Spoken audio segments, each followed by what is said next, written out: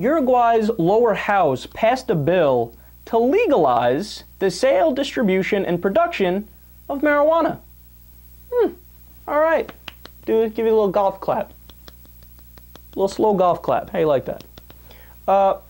Possession of all drugs is already legal in Uruguay, but this bill would go a step further and it would license sellers, distributors, and even individual growers of marijuana.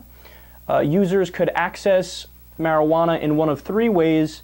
They could grow up to 6 plants on their own with a license, join a licensed growing cooperative with up to 45 members, or obtain it from a licensed pharmacy.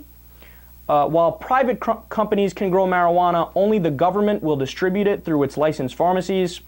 And the bill prohibits sales to minors, driving under the influence, and advertising.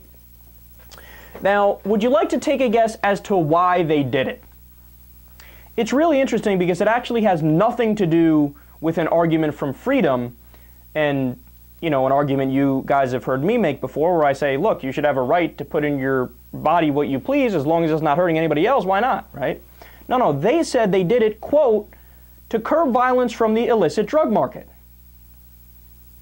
Seems a little counterintuitive, doesn't it? In fact, the president of Uruguay, Joe Mujica, has been a major force behind the bill, arguing that it will, quote, spoil the black market by selling it a lot cheaper. Now, see, this is the part that the conservatives don't understand, and all the evidence is there. When you legalize a substance, there's going to be no more violent crime associated with that substance. Reason being? Well, instead of people, when they have a disagreement, fighting it out with Tommy guns like what happened in 1930s with prohibition in the United States, no, what'll happen is the opposite. What'll happen is they'll go to court and sue each other. So they will be civil as opposed to being uncivil because you can legalize it, regulate it, and tax it. And all of a sudden the black market dries up. Who's going to go buy some, you know, alcohol made in a bathtub cut with toxic chemicals when they could buy it at a bar where it's safe? Same thing goes, the exact same argument applies to marijuana and other drugs as well. So the bill is expected to easily pass the Senate, and this would make Uruguay the first country to create a legal, regulated marijuana industry.